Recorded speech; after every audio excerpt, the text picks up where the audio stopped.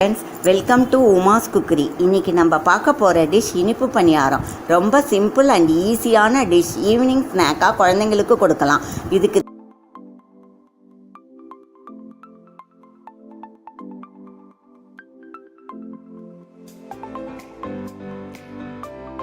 தேவையான பொருட்கள் என்னென்னு பார்க்கலாம். இட்லி அரிசி 1 கப், வெல்லம் 3/4 கப், தேங்காய் 1/2 கப், ஏலக்காய் 5, முந்திரி தேவையான அளவு, பலகார சோடா 1 சிட்டிகை.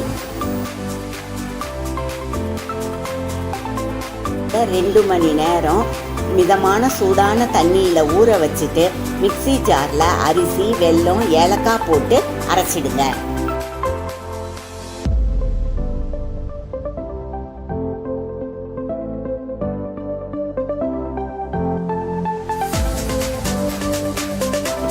துருவிய தேங்காய் சேர்த்து அரைச்சி தண்ணியை சேர்க்க வேண்டாம். வெல்லத்திலிருந்து வர்ற தண்ணியே போதும்.